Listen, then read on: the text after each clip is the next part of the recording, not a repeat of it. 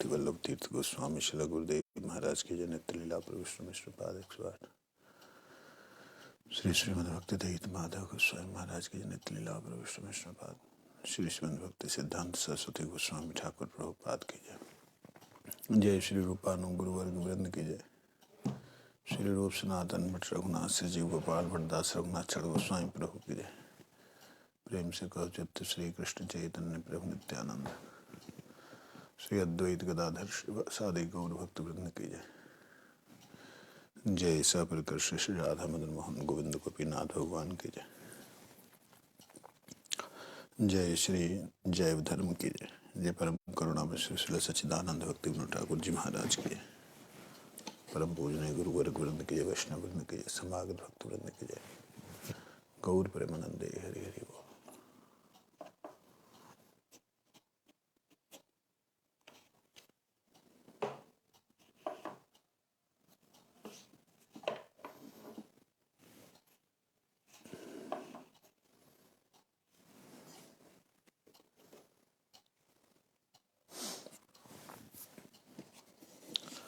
हम लोग कौन सा अध्याय पढ़ रहे हैं? 27वां। अच्छा, तुम्हें मालूम है?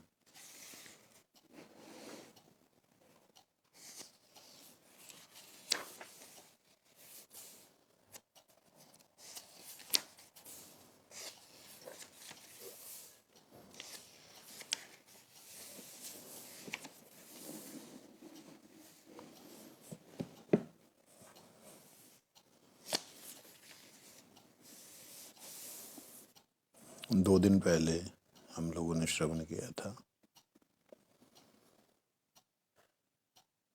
कि बाह्य विकार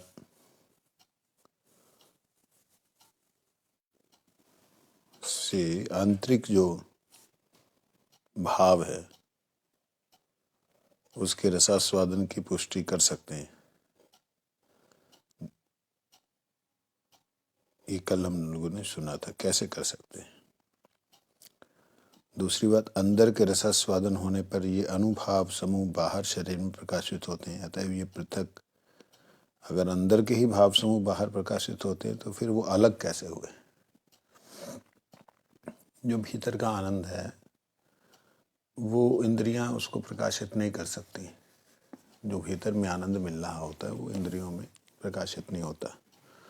लेकिन फिर भी हम लोग कहते हैं महाप्रभु के अष्ट सात्विक विकार ये वो, तो वो बाहर कैसे वो प्रकाशित हो सकते हैं जब वो प्रकाशित ही नहीं हो सकते? इंद्रियां समर्थ ही नहीं है उस आनंद को प्रकाशित करने के लिए, तो बाहर कैसे प्रकाशित हो सकते हैं? इसका है साफ करने वाला कपड़ा।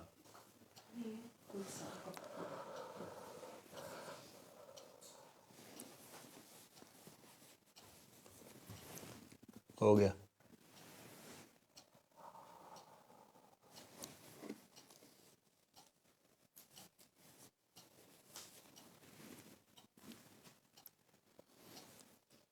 ये उन्होंने प्रश्न किया तो कहते कि बाबा जी महाराज जो गोपाल गुरु गोस्वामी महाराज हैं, उन्होंने सुन करके बोला, कहते मैं भी जब तुम्हारी तरह था मैं भी ऐसे प्रश्न करता था।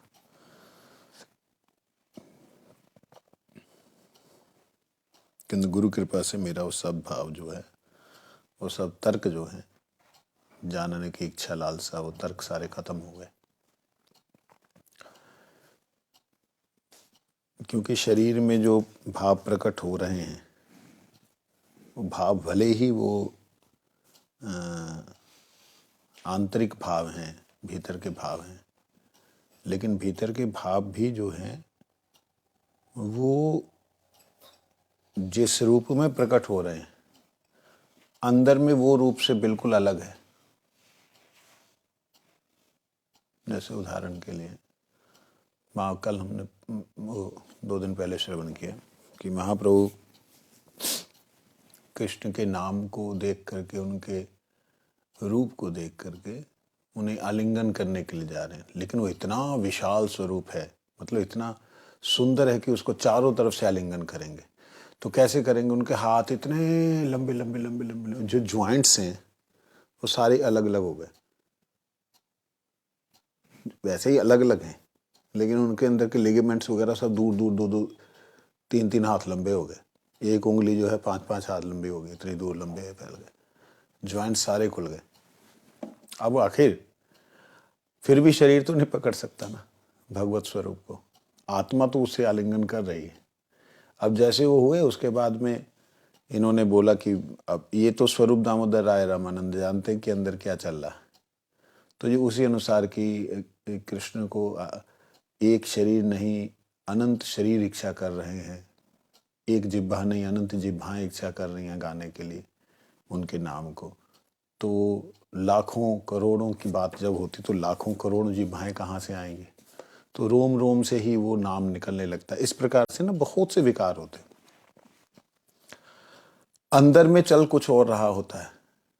जो अंदर चल रहा है वो शरीर को इतना प्रैक्टिकल में नहीं मिल पाता, अनुभव नहीं हो पाता, लेकिन उसी का भाव है शरीर में भी प्रकाशित हो रहा।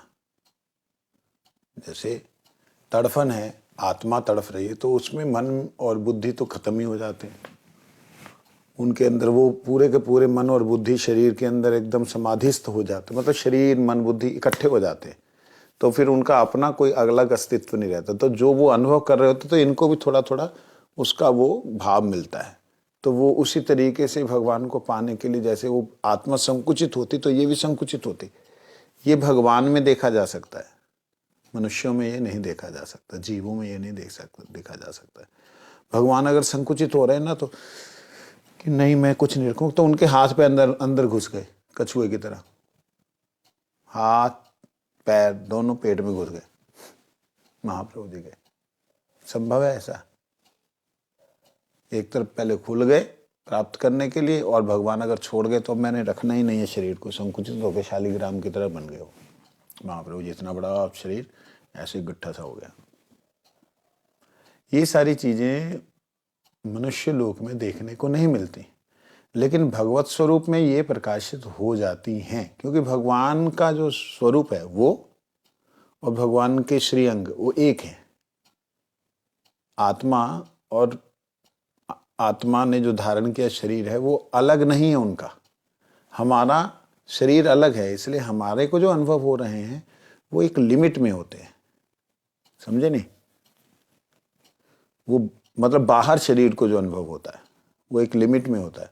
अब अंतरात्मा जो है भगवान के दिव्य आलोक को दर्शन कर रही है, आंख क्या देख पाएगी? आंख का क्या समर्थ है ही नहीं। ये बात है। तो ये कल उन्होंने बतलाया था। फिर उन्होंने प्रश्न किया कि सात्विक भाव किसे कहते हैं। सात्विक भाव की आपने बात की, सात्विक भाव क्या है? तो उसके बारे में कहते हैं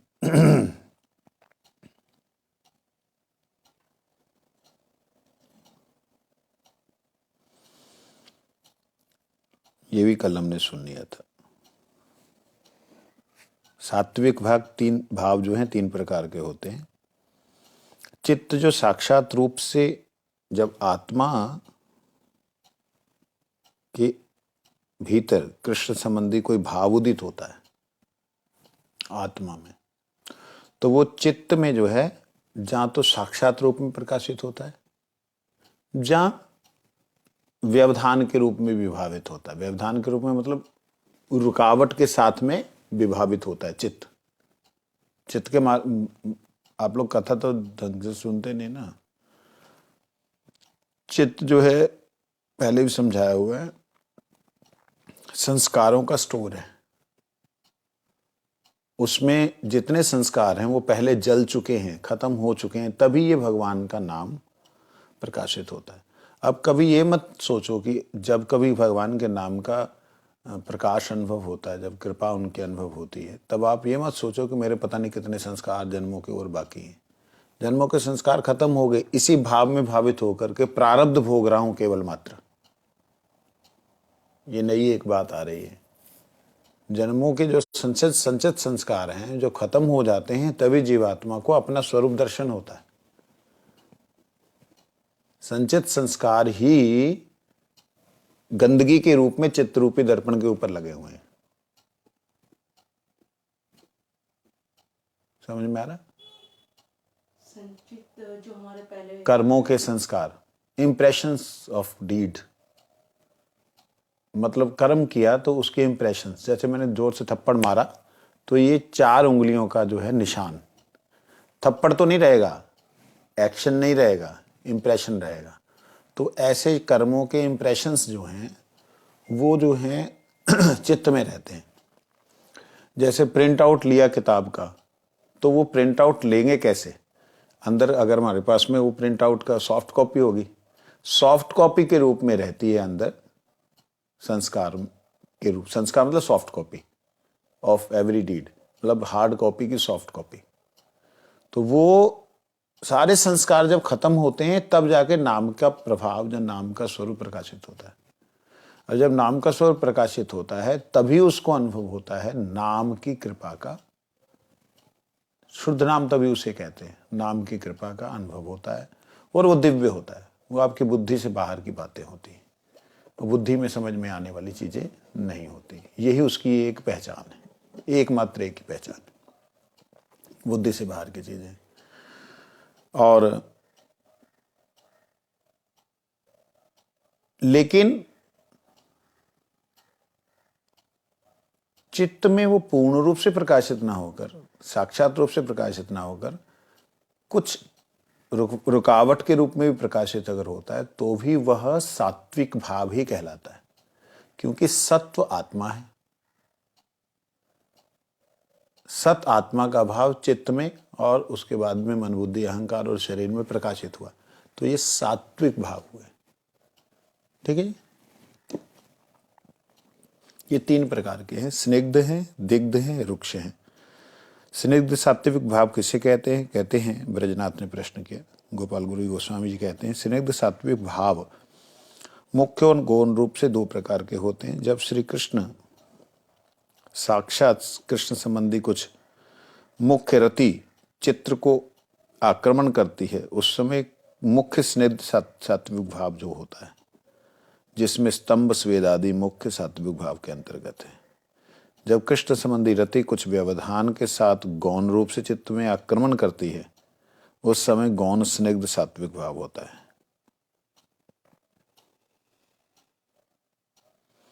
वैवर्ण और स्वरभंग ये 2 गौण सात्विक भाव हैं। मुख्य और गौण रति की क्रिया के अतिरिक्त कोई दूसरा भाव चित्र को आक्रमण करने पर रति का अनुगामी दिग्ध सात्विक भाव उदित होता है। कंप ही दिग्ध सात्विक भाव है। जब रति शून्य भक्त सदृश कोई व्यक्ति कृष्ण के अतीव आश्चर्यजनक मधुर भावों की बातों को सुनकर अत्यंत विस्मित होता है, उस समय उसमें आनंद जो पैदा होता है उसे रुक्ष सात्विक भाव कहते हैं। रोमांच ही रुक्ष का सात्विक भाव है। देखिए, इसमें सात्विक भाव जो ठाकुर जी में प्रकट होते हैं, राधा रानी में प्रकट होते हैं, गोपियों में प्रकट होते हैं, गुरु जी में प्रकट होते हैं, उनका एक साधारण मनुष्य में कैसे उसका आस्वादन होता है, उनका तो पूर्ण रूप वाला जो है वो तो होगा नहीं, लेकिन उसमें भी कुछ कुछ दिखाई देता है। कैसे दिखलाई देता है? उसमें बोलते हैं, जैसे मधुर बातों को सुनकर, भगवान जी की बातों को सुनकर के अत्यंत विस्मित हो जाना, मतलब अपने अंतरात्मा में विस्मय आना, और विस्मित होकर के जो आनंद होता है उसमें रोमांच हो जाते हैं, रोंगटे खड़े हो जाते हैं। ऐसे हुआ कभी? भूत प्रेत की बातें सुनकर रोंगटे खड़े होते हैं? होता है कभी कभी। गुरुदेव का स्पर्श, गुरुदेव का स्मरण वो रोमांचित कर देता है। ऐसा होता है, भगवान का स्मरण रोमांचित कर देता है। तो वो जो रोमांच है वो मधुर भाव की लीला को, जो ठाकुर जी की लीला को श्रवण करके उत्पन्न हुआ। ये जीव जो एकदम चरम अवस्था में नहीं पहुंचा, उसको यहाँ भी मिल सकता है। और रोमांच वहाँ पे जो ऊपर वाले हैं एक तो कथा सुन करके रोमांच हुआ, एक जो ऊपर वाले हैं उनको ठाकुर जी को आकर के ठाकुर जी ने स्पर्श किया तो रोमांच हो गया। टॉप वालों को ऐसा रोमांच होता है। तो साधारण जीवों में भी वो दिखलाई देता है, उनको भी वो, उनमें भी वो दिखलाई देता है, लेकिन दोनों में जमीन आसमान का अंतर है। ऐसा नहीं है कि जैसे अभी कई बार क्या होता कि बद्ध जीव को शक्तिपात से जो है, जहाँ कृपा से जो है उसके अंदर जो है कुंडलिनी शक्ति का जागरण हो जाना, भगवत कृपा का जागरण हो जाना। तो किसी वैष्णव ने बोला ऐसे कैसे होता है, हम इतने सालों से हरिनाम कर रहे हैं, उसको कैसे हो गया। मैंने कहा भैया ये भगवान के नाम की कृपा है, साउंड योगा का प्रभाव है। नहीं ऐसा कैसे हो सकता है, तो वो सिद्ध भक्त बन गया फलाना ठिकाना, मतलब हमारे गुरुजनों ने तो ऐसा कुछ दिखाया नहीं, ये नहीं वो नहीं। मैंने कहा उसको एक कहने की बात कि वह उनके अंदर प्रकाशित नहीं हुआ है, नाम का प्रभाव नहीं हुआ। लेकिन अचानक से कोई पतित जीव को, जलते हुए व्यक्ति को, तपते हुए तवे को अचानक से बारिश की वर्षा में रख दिया जाए तो क्या होगा? उसमें छटपटाहट होगी कि नहीं? तपते हुए तवे में तप तप तप तप तप। तो वो चीज हो रही है। एक पतित जीव के अंदर रोमांच या कंपन या ये सब जो विकार होते हैं, ये दिखलाई देने का मतलब वो सिद्ध महापुरुष नहीं बन गया, जहाँ उसके बाद वो उन चीज़ों से एकदम पूरी तरह निकल नहीं जाएगा, लेकिन उसको रसास्वादन जो है, नाम के आभास का भी आभास, नामाभास भी नहीं, नाम के आभास का भी आभास, क्योंकि नामाभास जिन महापुरुष को हो रहा है वो उनको आगे जो दे रहे हैं, तो नामाभास का भी आभास है। उससे भी मतलब पतित जीव को एक रसास्वादन होता है। तो वो सोचता कि मैं परम भक्त बन गया, ये नहीं हुआ ना, उसको परम भक्त समझना भी चाहिए। लेकिन उसको जो कृपा मिली है, अगर उसको बार बार याद कराएं, ये इसको उसकी याद कर, गुरुजी ने तुझे टच किया था, गुरुजी ने तुझे स्पर्श किया था, बार बार उसे याद कराएं, तो याद कराने से क्या होता है, वो जीव जो है उसको याद करके संपर्क वहां हो जाता है उसका, कि तेरे ऊपर कृपा है तभी तो तेरे अंदर ये अनुभव हुआ, तू निश्चित रूप से पहले जन्म में कोई साधना की थी तभी तेरे को अनुभव हुआ। ऐसे करके उसको उत्साह देना चाहिए। तो लाखों जीव में उनमें से तेरे को ही क्यों हुआ, उनको ऐसे उत्साह देते हैं। उत्साह देने से क्या होता है कि उनको लगता कि हाँ वो भी भक्त हैं, लेकिन रेगुलर नहीं रहेगा, ये तो संसर्ग के कारण, संपर्क के कारण हो गया। रेगुलर अगर रखना चाहे फिर तुझे तो भैया भजन करना पड़ेगा। तो उपतित जीव को ऐसे, और जो भजन करने वाला भैया और यतन भजन करो, है ना, यतन के साथ भजन करो, उनको और आगे की बात। जो यतन के साथ कर रहे उनको और आगे कि अनन्यता के साथ करो, जो अनन्यता से कर रहे उनको और आगे। अनन्यता में भी तुम अब तुम्हारा अधिकार जहाँ हो गया है कि तुम जिस परिकरी के साथ में तुम्हारा अनुभव हुआ, दर्शन हुआ, उसके ही अनुगत में रहो। उनको बोलो मेरे को छोड़ के मत जाओ, मुझे अपने साथ रखो। इस प्रकार से चीजें होती हैं। समझ लगी?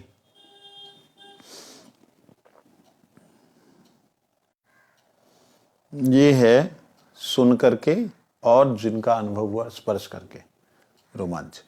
और ऐसे ही ऊपर वाले जो सारे भाव हैं उनको हम अब गिनते हुए नीचे तक आते हैं। मैं पहले नीचे वाला लिया था,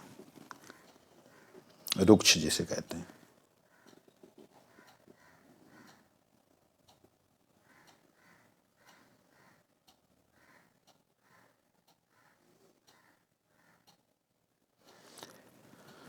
कहते हैं कि जब साक्षात कृष्ण संबंधी मुख्य रति क्या है? भगवान के साथ में जो हमारा मुख्य भाव है, सखा भाव, दास्य भाव, ये सब मुख्य भाव जो मुख्य रति, ये जब चित्त के ऊपर अपना प्रभाव डालती है, जब ये चित्त में प्रभाव डालती है, तब क्या होता है? स्तंभ और स्वेद, स्वेद का मतलब पसीने छूटना, स्तंभ मतलब एकदम स्तंभित हो जाना। सांस रुक गया तो पता ही नहीं लगा कहाँ गया, सांस रुक गया तो रुक गया। जो 30 सेकंड नहीं रोक सकता था उसका 1-2 मिनट कहाँ चला गया पता ही नहीं लगा। ऐसा होना, तो स्तंभ हो जाना। और फिर एकदम जैसे वो छूटा तो अचानक से पसीने निकलने लग जाना पूरे शरीर से। पसीने निकलने का मतलब क्या है? वो बदबूदार पसीने नहीं होते, वो एक अलग ही रोमांच का जो पसीना होता है, उसमें रोमांच के बाद जो ये स्वेद जो है, कंप जो है, स्तंभ जो है, इसमें जो पसीने छूटते हैं, इसमें कोई बदबू नहीं होती। ये आंसुओं की तरह जो है बिना स्मेल के होते हैं। क्यों होते हैं ऐसे? क्योंकि ये लक्षण है। ये जो होते हैं, ये भगवान नाम को करते हुए जो जीव पूरे शरीर में व्याप्त हैं। सारे शरीर में तो अणु जीव, अणु चैतन्य है, आत्माएं हैं ना। तो वो सारी भगवान के नाम को जब करती हैं, तो जैसे मुख्य जो आत्मा है वो जब रोने लगती है, तो बाकी भी उसके साथ में विरह में डूबती हैं। तब वो स्वेद के रूप में होता है, पसीने के रूप में होता है। अन्यथा शरीर में वो कैसे प्रकाशित होगा? शरीर में कुछ ऐसे ही लगता है। और आत्मा में वो कैसे प्रकाशित होता है? ये तो चलो शरीर में हमें दिखलाई दे रहा है, आत्मा में कैसे प्रकाशित होता है? आत्मा द्रवीभूत हो जाती है। द्रवीभूत मतलब समझे? माना जाए जैसे राधा रानी और ठाकुर जी ने जब वो प्रकट किया कृष्ण कुंड को, तो राधा रानी थोड़ा सम्मान कर बैठी, इसमें हमारा नहीं हो रहा। तो उन्होंने बोला सारे चरणों में गिर जाओ भाई, सारे तीर्थ चरणों में आ गए। तब भी राधा रानी का ना, तुम लोग उधर से होके आए हो। अब ठाकुर जी चरणों में जैसे गिरे ना, तो राधा रानी द्रवीभूत हो गई। राधा रानी भी वो जल में जल की तरह हो गई। ये द्रवीभूत होना। तो आत्मा द्रवीभूत हो जाती है जब आत्मा का साक्षात परमात्मा से मिलन होता है। वो द्रव्य स्वरूप मतलब तरल पदार्थ की तरह वो आत्मा बहने लगती है। ऐसा नहीं कि वो लिक्विड होके गिर जाती है, लेकिन एक बहाव आता है प्रेम का।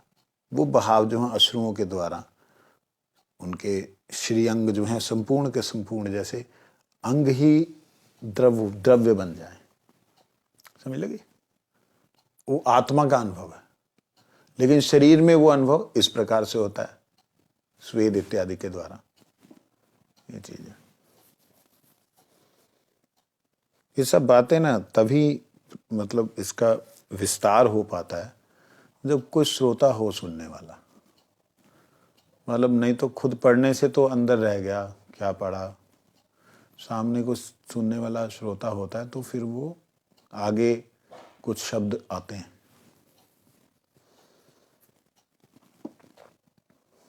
ये है मुख्य सात्विक भाव, जिन सात्विक भावों को स्निग्ध कहा है। स्निग्ध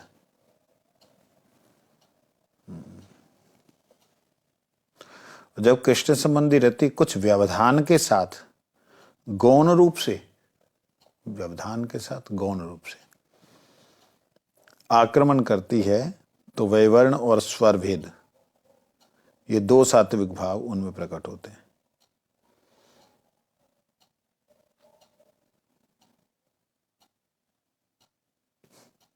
जब कृष्ण संबंधी रति मतलब डायरेक्ट कृष्ण से संबंधित जो भाव है वो पूर्ण रूप से प्रकाशित नहीं हो पा रहा है, उसमें व्यवधान बहुत ही ज्यादा आ गया, तो रंग बदल जाता है शरीर का। कैसे? अब आत्मा में कैसे होता है और शरीर में इसका कैसे होता है? आत्मा में होता है कि ठाकुर जी राधा रानी को दर्शन करते हुए, उनके नेत्रों में देखते हुए अपने स्वरूप को देख रहे हैं। देखते देखते वो देखते, अरे ये श्याम सुंदर तुम्हारे नेत्रों में क्या कर रहे हैं? अरे कितने सुंदर है। वो राधा रानी श्याम सुंदर रूप में और श्याम सुंदर राधा रानी के रूप में परिणित हो जाते, ट्रांसफॉर्मेशन हो जाते। कुछ समझ आई बात? पल्ले पड़ने वाली नहीं, प्रैक्टिकल पढ़ने वाली नहीं, ऐसा होता है। लेकिन और ऐसा पूर्ण रूप से हो जाता है। विषय आश्रय हो जाता है, आश्रय विषय हो जाता है, जो इस संसार में या किसी जीवात्मा में हो ही नहीं सकता। तो ये है वहां का विवरण वहाँ का विवरण। श्यामा, राधा जी जो हैं श्याम, श्यामा हो गए और श्यामा श्याम हो गई, ये वहाँ का विवरण। और यहाँ का क्या है, यहाँ व्यवधान के रूप में आएगा, वहाँ पूर्ण रूप से तो आएगा नहीं। अब एक गोपी का भाव एक इस संसार में पुरुष के रूप में है, भाव है गोपी का लेकिन है पुरुष के रूप में, तो कैसे आएगा, विवर्ण हो जाएगा, उसका रंग ही बदल जाए। वो मतलब ऐसा रंग दिखाई देगा कि जैसे उनका भी रंग जो अचानक से बड़ा लाल हो गए, सुर्ख लाल हो गए गोरे से, या सांवले से एकदम काले हो गए, ऐसा रंग बदलता है। गुरु जी का एक दो बार देखा हमने बदलते हुए। गोकुल महावन में जब ठाकुर जी का विग्रह खंडित गुरु जी ने देखा था, तो उस वक्त गुरु जी का स्वरूप एकदम अलग हो गया था। उसके बाद हम लोग गए, ये तो हमने सुना था, हम लोग गए तो गुरु जी आए उस साल जब, तो कीर्तन चल रहा था महामंत्र, हरे कृष्णा हरे कृष्णा। अनंत प्रभु थे, अनंत प्रभु को जानते हो, लंबे से गोरे से, उनकी बिटिया भी यहाँ रही थी कुछ दिन। तो वो कीर्तन कर रहे थे और गुरु जी का जो रोना था, गुरु जी का जो ऐसा वीरा था जैसे कि बच्चे को माँ छोड़ के चली जाए, जब माँ का बेटा बिछुड़ जाए, ऐसे उसमें गुरु जी का बदलता हुआ देखा, रंग बदलता हुआ देखा। मतलब 5-10 सेकंड तक लगातार एक ही रहा रंग, पूरा अश्रुओं से भरा हुआ, पूरा चेहरा एकदम लाल, हाथ लाल, लाली में भी थोड़ा सा कालापन, मतलब गहरा लाल जैसे होता ना, ऐसा। और फिर गहरा लाल, पूरा लाल, ऐसा चेहरा लाल नहीं, मतलब वो एक, उसको वर्णन नहीं किया जा सकता। तो वह व्यवधान के रूप में आया है, चित्त में व्यवधान के रूप में आक्रमण करने पे ऐसा भाव होता है। समझ आई बात? विरह में विवर्ण होना, रंग बदलना, वो व्यवधान के रूप में होता, वहां विवर्ण मतलब बदल ही गया। और यहाँ पे अगर देखा तो देख करके उस स्वरूप को प्राप्त करने के लिए, जहाँ उस स्वरूप में जाने के लिए, ये शरीर में भी परिवर्तन दिखाई देता है, ये चीज है।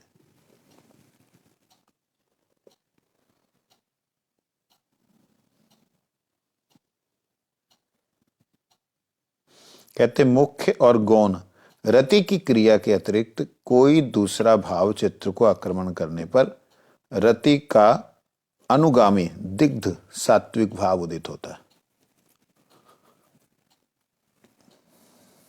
समझ लगी? मुख्य और गौण रति की क्रिया के अतिरिक्त, मुख्य रति कौन सी थी? जिसमें जो है स्तंभ और शरीर से पसीने छूट रहे थे। उस मुख्य रति में दो गौण रति भी है, और गौण रति में क्या क्रिया हुई? ये स्निग्ध भाव, जिनका बिल्कुल भगवान के, स्निग्ध का मतलब होता है जैसे घी और माखन बिल्कुल ऐसे होते हैं ना, इसको स्निग्ध कहते हैं। तो स्निग्ध भाव के अंदर दो हैं, एक मुख्य है, एक गौण है। मुख्य में वो एकदम पूरे का पूरा स्तंभ हो गया और शरीर से स्वेद आदि निकलने लगा, पसीने छूटने लगे। और उसमें गौण हुआ, वो गौण में क्या हुआ कि वो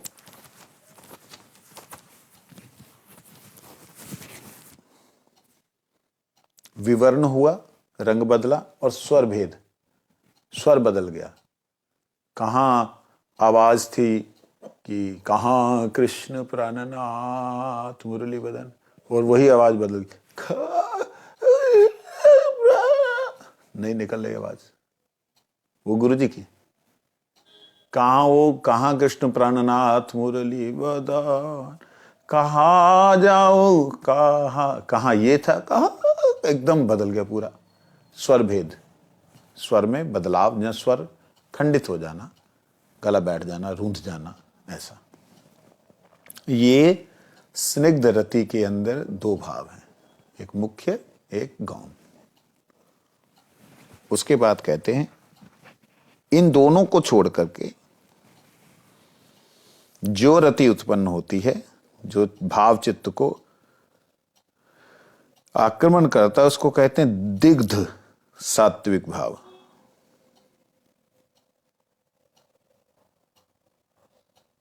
इसमें जो कंपन होता है, पूरा शरीर कांपता है, ये दिग्ध सात्विक भाव है। पूरे शरीर में कंपन होता है, पूरा नाखून से लेकर के पैर के सिर तक कांपने लग जाता है, ये दिग्ध सात्विक भाव है। ये स्निग्ध भाव के मुख्य और गौण को छोड़ करके है।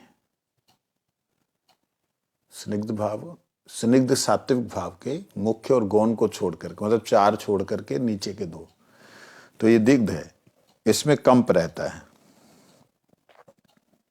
जब रति शून्य भक्त सदृश कोई व्यक्ति जीव कृष्ण के अतीव आश्चर्यजनक मधुर भावों की बातों को सुनकर अत्यंत विस्मित हो जाते हैं, उस समय उन्हें आनंद पैदा होता है। उसे रुक्ष सात्विक भाव कहते हैं, अर्थात रोमांच होता है। रति शून्य, रति नहीं है ऐसे व्यक्ति का, तो उसको रोमांच उसमें होता है। अब यही जो रति वाले हैं उनमें अगर ये हो रोमांच, तो बिल्कुल अलग हो गया। वो बताया ना, भगवान के स्पर्श का रोमांच हुआ, इनको सुन करके रोमांच हुआ थोड़ा, हाँ अच्छा। ब्रजनाथ कहते हैं सात्विक भाव कैसे उदित होते हैं। गोस्वामी जी कहते हैं जब साधक का चित्त सत्व भाव के साथ एक होकर अपने को प्राण के निकट समर्पण करता है, तब प्राण विकार युक्त होकर शरीर में प्रचुर क्षोभ पैदा करता है। उसी समय स्तंभ और विकार उदित होता है। लो,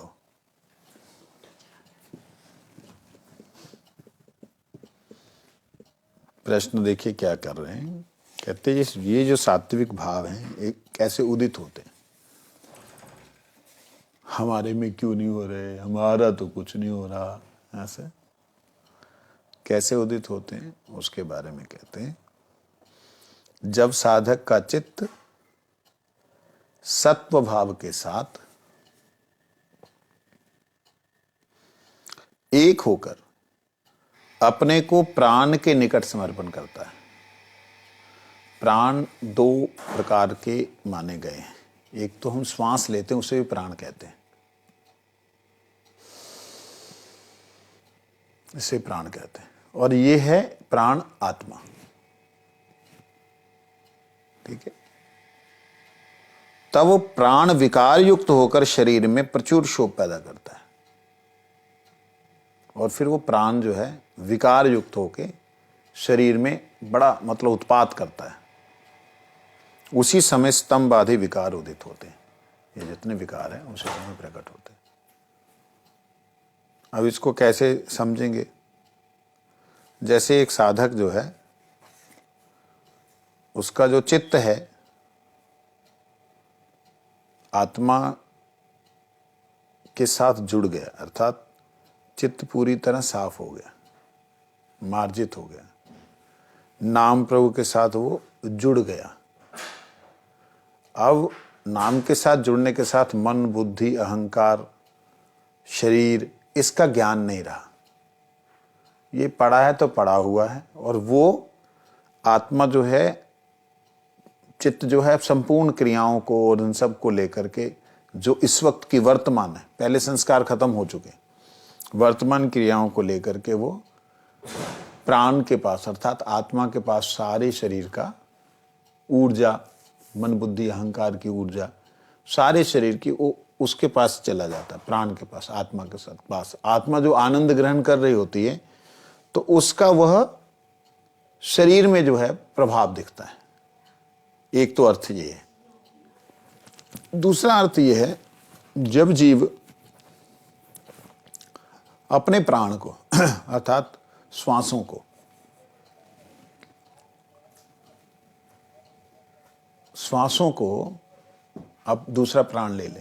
पहला प्राण तो प्राणात्मा हो गए, दूसरा प्राण जब शरीर से हम जब सांस खींचते हैं,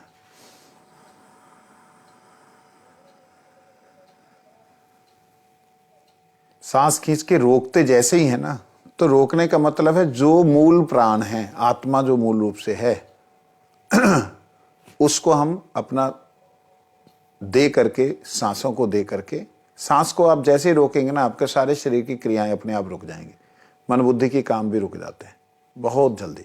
श्वासों के ऊपर प्राणायाम परायण, जिसने प्राणायाम करता है वो प्राण, तो प्राण आयाम, प्राणायाम, ठीक है ना।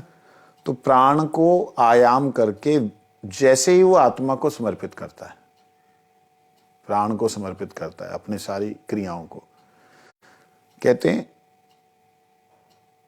उसी समय वह प्राण जो है वो पूरे शरीर में विकार युक्त होकर के, मतलब रुका, सांस को आपने रोका,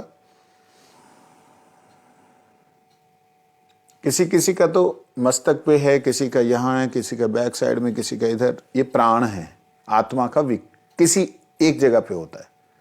तो वहां से फिर वो चंचल करता है पूरे शरीर को, क्षोभ उत्पन्न करता है। क्षोभ का मतलब क्या होता है?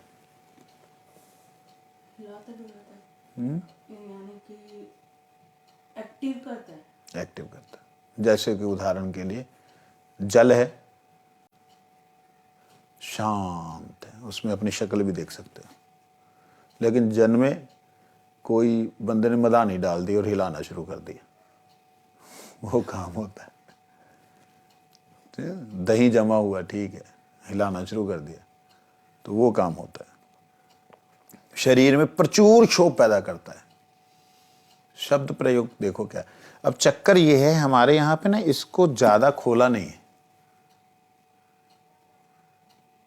और नहीं खोलने के कारण, और हमारे जितने भी भक्त हैं, मैंने प्राचीन भक्तों में देखा है, और बाद में समझ में आया सारी चीजों का, उनमें सब कुछ होता था, वो लोग दवाइयाँ खा करके मेरे को बीमार है, आपकी बात नहीं कर रहा, अपने माता जी की या और उन लोगों की भी, दवाई खा ली, हाय छाती जल रही है, ऐसे लग रहा है कि बस अभी जो खाऊंगी उल्टी हो जाएगी। अरे ये तो एसिड से भी होता है नॉर्मल वे में, लेकिन कोई एसिड नहीं, कोई कुछ नहीं, वो जल रही है तो पूरी छाती गर्म हो रही है, बाकी शरीर ठंडा पड़ा हुआ है, ये क्या हो रहा है, अब पता नहीं क्या हो रहा है। डॉक्टरों के पास जाओ, डॉक्टरों को कुछ समझ नहीं आता। भाई एक पर्टिकुलर जगह पे आपको अगर गर्मी महसूस हो रही है, पूरे शरीर में ठंड लग रही है, अथवा पूरे शरीर में ऐसे लग रहा है कि आग लगी हुई है और लेकिन ठंडा पड़ रहा है, ऐसे लग रहा है आग लगी है लेकिन ठंडा पड़ रहा है, तो ये सारे सात्विक विकार की छाया है। मुख्य सात्विक विकार तो 8 ही हैं, लेकिन उसके साथ शरीर के अंदर जो क्रिया पैदा होती है ना, उसके बारे में प्रचुर मात्रा में जो है, कहते उस समय स्तंभ आदि का विकार उदित होते हैं। स्तंभ, जो पहले वाला स्तंभ था वही। ब्रजनाथ जी कहते हैं सात्विक विकार कितने प्रकार के होते हैं, कहते हैं स्वेद, स्तंभ, स्वेद, रोमांच, स्वरभेद, वैपथु, कंप, वैवर्ण, विषाद,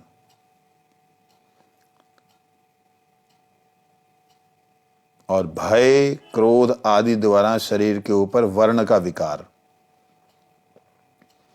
जैसे मलिनता, कृष्णता आदि, अश्रु और प्रलय, ये 8 प्रकार के सात्विक विकार हैं।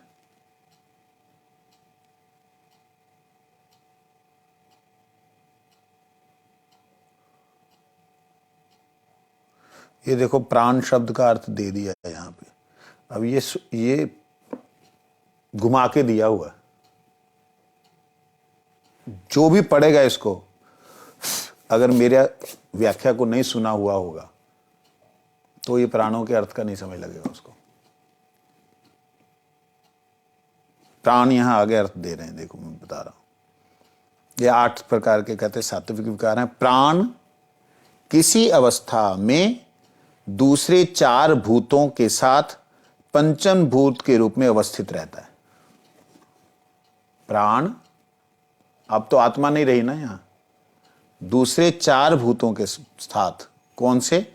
भूमि, तेज, जल, आकाश। अब क्या हो गया? प्राण।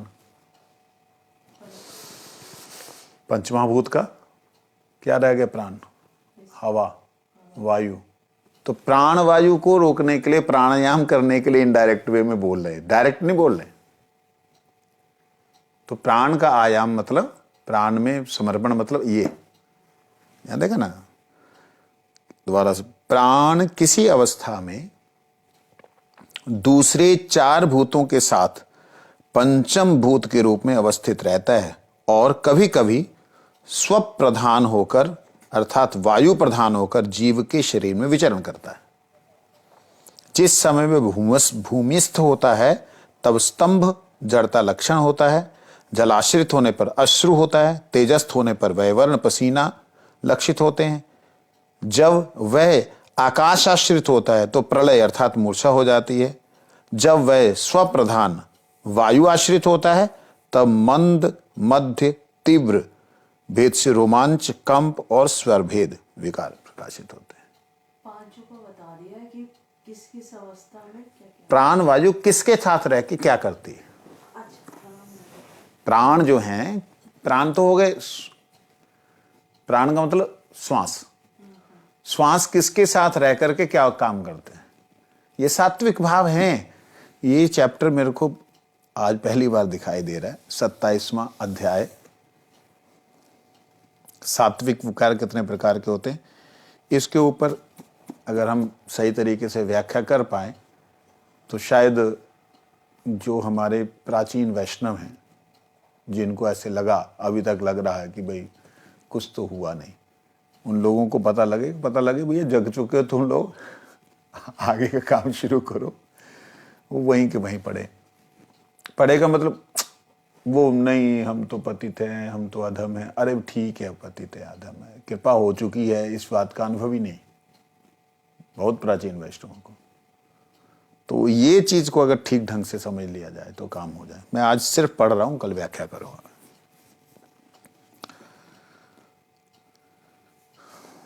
ये 8 विकार बाहर और भीतर दोनों तरफ क्रियाशील रहने के कारण कभी भाव भी कहे जाते हैं और कभी अनुभाव भी कहे जाते हैं, कि भाव से हुआ, कभी अनुभाव से हुआ। अनुभाव समूह केवल बाहर शरीर में क्रियाशील रहने के कारण सात्विक नहीं कहलाते। सिर्फ बाहर रहें और भीतर ना हो तो ये सात्विक नहीं कहलाते। जैसे नृत्य आदि में सत्व से उत्पन्न भाव साक्षात क्रिया नहीं करता। जो सत्व से उत्पन्न भाव है वो नचाता नहीं है, साक्षात वर्ण बुद्धि द्वारा उत्तेजित क्रिया करता है। उल्टा वो उछल कूद के बढ़िया नाच नचाएगा, ऐसा नहीं है। वो तो शरीर को ही उत्पात कर देगा बस पूरा।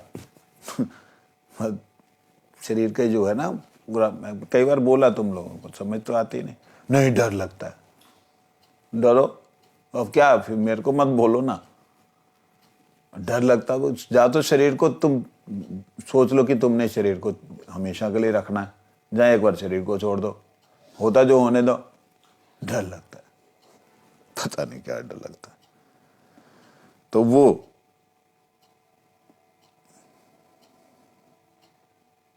कहते बुद्धि द्वारा उत्तेजित क्रिया करता है। ये जो अनुभाव समूह है, ये सिर्फ शरीर में उत्पन्न होने पर नृत्य आदि क्रिया होती है, नाचना और भाव भंगिमा आना, ये सब। परंतु स्तंभ आदि में बुद्धि की अपेक्षा ना रहकर सात्विक भाव साक्षात क्रिया करता है। नाचना गाना ये सब जो है, इसमें बुद्धि क्रिया करती है। जब जैसे ताल बजी तो वैसे था वो कर रहा है, उसमें वो बुद्धि युक्त हो जाती है। और जहां बुद्धि युक्त नहीं होती वहां पे तो जो उसका तड़कम तिरकम धम उसका हो रहा होता है वो तो फिर उसकी भी समझ में नहीं आता। और इसलिए अनुभाव और सात्विक भाव को पृथक पृथक माना गया है। जो अनुभाव है, जो शरीर में भाव के अनुसार है, भाव के अनुकूल है, वो अनुभाव है। मुख्य भाव के अनुकूल है, अनुभाव है। मतलब नाच रहे हैं बुद्धि विवेक के साथ में, ताल और लय के साथ में और शब्द के विन्यास के साथ में नाच रहे हैं। नाचते हुए जैसे बोला, आइए हे श्याम, जैसे तो आइए वो आइए ये श्याम, जो तो उसमें बुद्धि भी प्रयोग हो रही, शरीर भी प्रयोग हो रहा, तो जो आत्मा नाच रही है उसका अनुभव दिखलाई देता है। आत्मा तो अलग ही रूप से बुला रही, तो ये अनुभव के रूप में समझ आ रही कुछ? शुक्र है, थोड़ा बहुत। इतने में भी थोड़ा बहुत होगा, फिर तो समझ लिया, फिर तो मेरे को कथा ही बंद करनी पड़ेगी। समझते रहो। टाइम हो गया।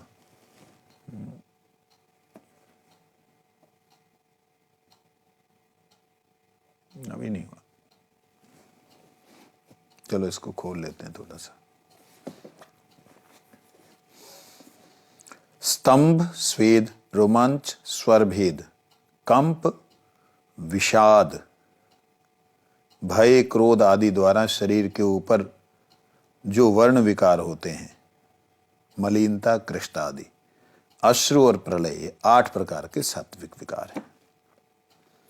प्राण किसी अवस्था में दूसरे 4 भूतों जैसे भूमि, जल, अग्नि, आकाश के साथ पंचम भूत के रूप में अवस्थित रहता है। देखिए यहां बोला प्राण किसी अवस्था में, तो वायु को प्राण कहा गया है, लेकिन प्राण किसी अवस्था में 4 भूतों के साथ रहता है, तो इसका मतलब प्राण, वायु को प्राण नहीं कहा गया। समझ आई? 4 पंच महापंच में से एक, तो कहते प्राण किसी अवस्था में दूसरे 4 के साथ, मतलब हमने ये सांस जो लिए, इस सांस को लेना जो है इसे प्राण वायु ग्रहण करना बोलते हैं, मतलब प्राणों को वायु प्राप्त होना। तो ये किसी अवस्था में, मतलब कभी ये इन 4 के साथ रहे तो वो अलग अलग उसके रूप प्रकाशित होते हैं। ठीक है, यही प्राण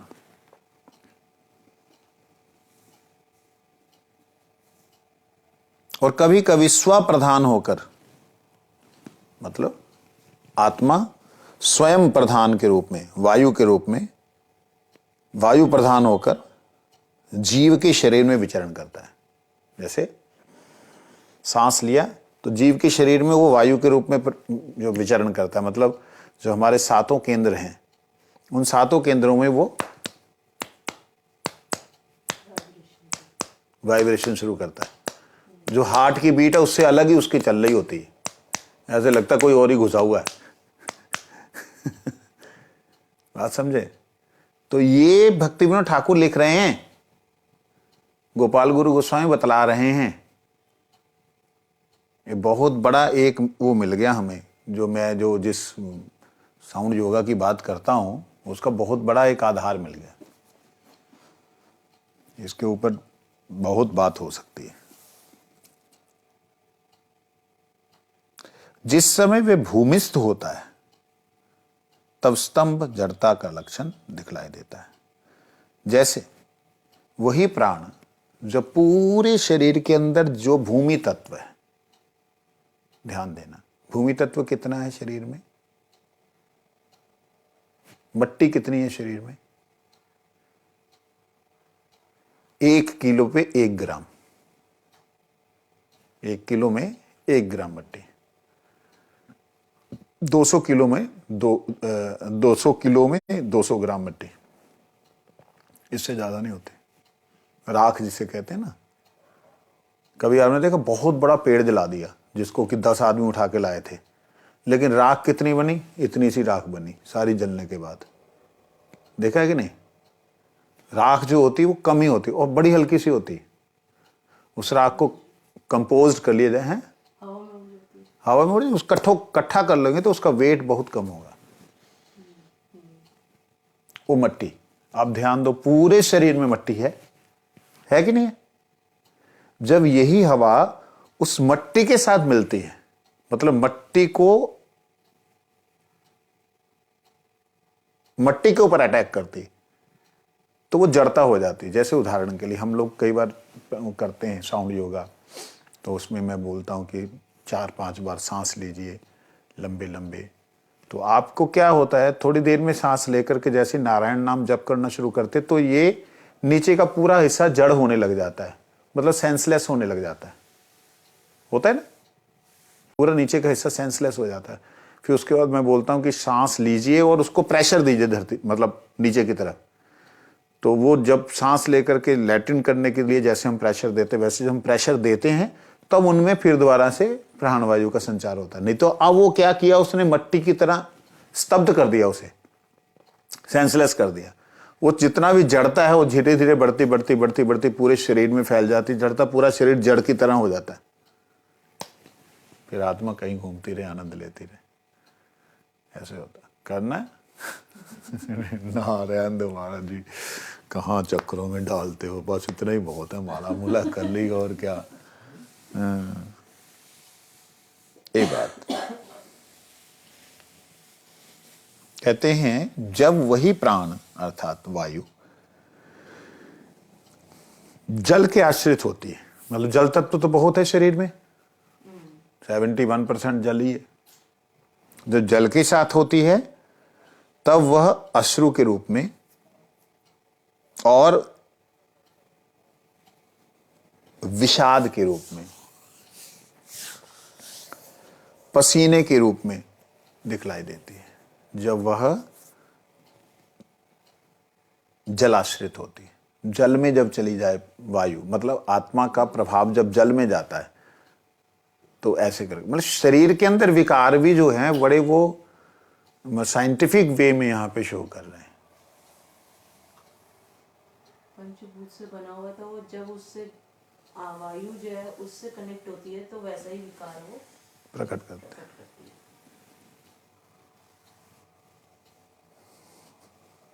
ठीक है।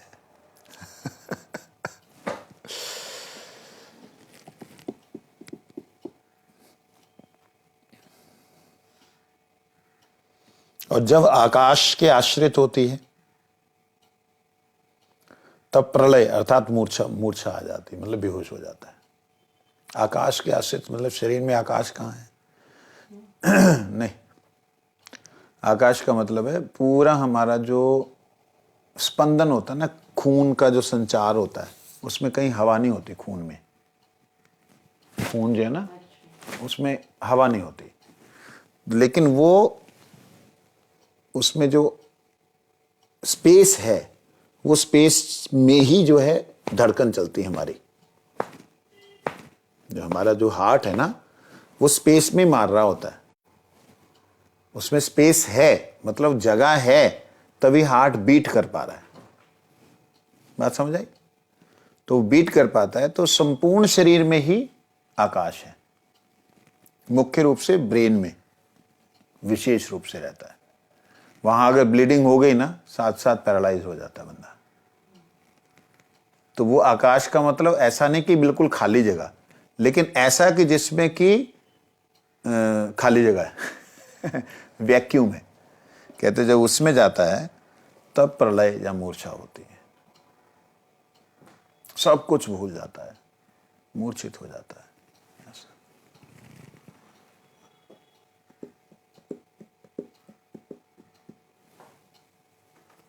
और जब ये स्वप्रधान अर्थात स्वयं में ही वायु, स्वयं में ही आत्मा में ही प्रधान रूप से जाता है,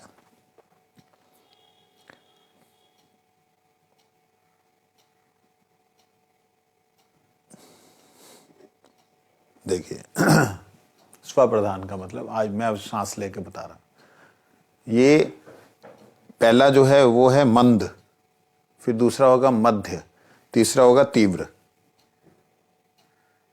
मंद किसे कहते हैं? देखो, ले मैं सांस ले रहा हूं तो मैं ऐसे करूंगा, ठीक है?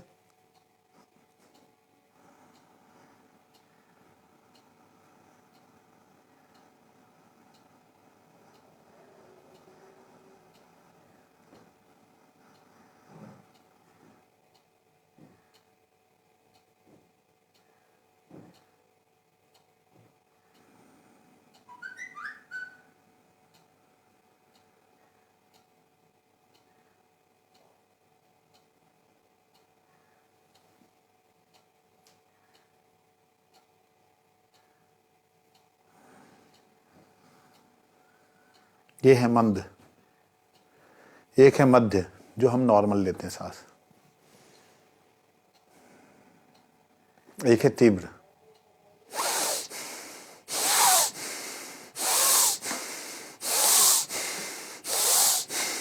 ये तीव्र। तो ये कहते हैं तीनों के कारण अलग अलग क्रिया होती है। जो हम धीरे धीरे ले रहे हैं मंद में, जैसे लेते हैं, उसमें रोमांच होता है, रोम खड़े हो जाते हैं। और जब मध्य में होता है तो कंपन होता है। और जब वो तीव्र में आ जाता है तो स्वर भेद, मतलब गला गुला बैठ जाता है, रूंध जाता है, ऐसा दिखलाई देता है। ये आठों विकार बाहर और भीतर दोनों तरफ क्रियाशील रहने के कारण कभी भाव भी कहे जाते हैं और कभी अनुभाव भी कहे जाते हैं। भीतर भी चल रहा है वो भाव है, और बाहर लक्षित हो रहा है अनुभाव है।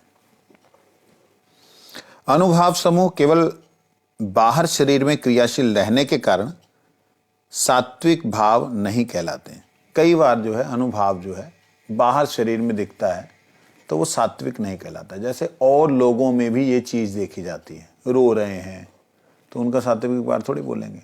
अब किस कारण से रो रहे हैं, किस नाच रहे हैं, जहां उनको कांपन हो रही है, अब किसी को देख के डर के कांप रहे हैं, तो ये सात्विक विकार थोड़ी कहे जाएंगे। तो बाहर से दिखने में सात्विक विकार से लगने वाली चीजें सात्विक विकार नहीं भी हो सकती हैं, ये कहने का बात है।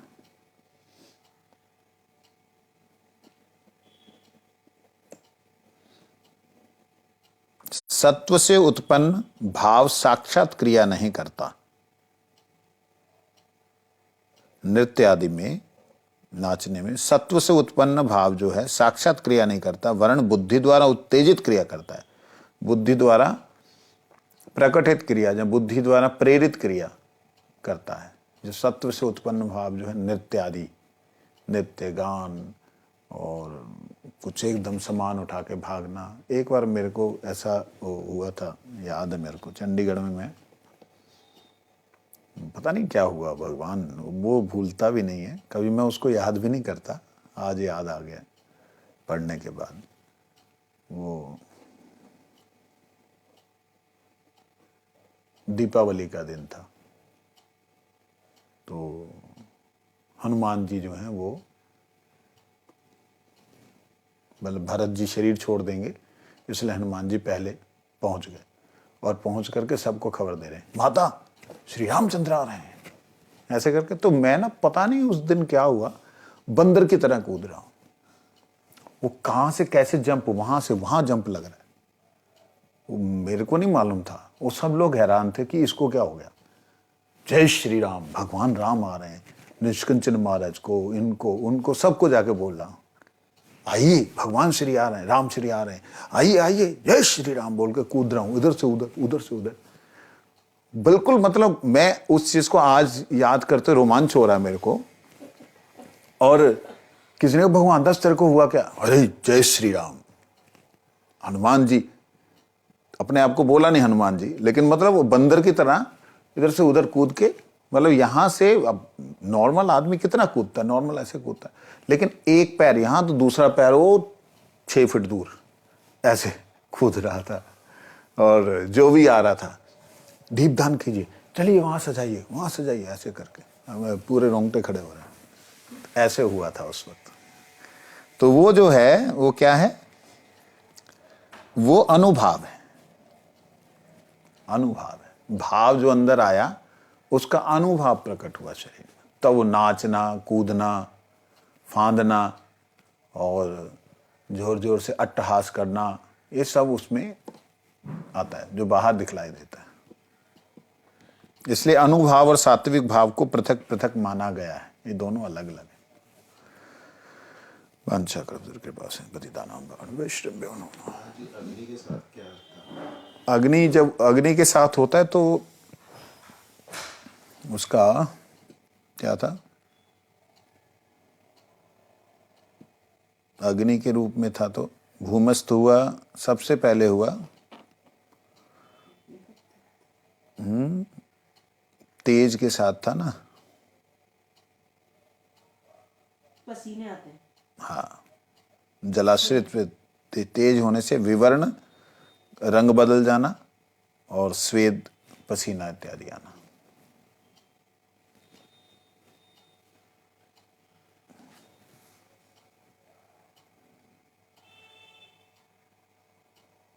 विषाद होना, रोना,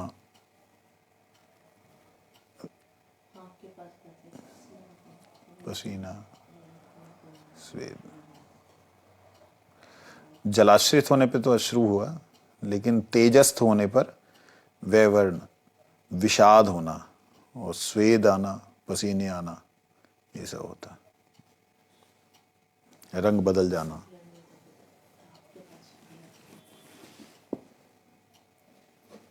आग के पास बैठ के होता है तो थोड़ी ये वैसे याद रखने के लिए मैं कि वैसे ही तपिश, जब जहाँ पे आप अग्नि है, तपिश है, मेरा मतलब तुम्हारा रंग बदल गया वहाँ। क्या बात इस है, तरह से याद। ऐसे थोड़ी याद करते। आग के पास बैठने से पसीने आते हैं, धूप में बैठने से गर्मी में पसीने आते हैं, तो पसीना हो गया। और ज़्यादा देर बैठो मुंह लाल हो जाता है, जहाँ सफ़ेद हो गोरा हो तो काला हो जाता है, वैवर्ण हो गया। अच्छा तरीका तुम्हारा याद करने का। चलिए, हरे हरे राम कृष्ण यादव आए।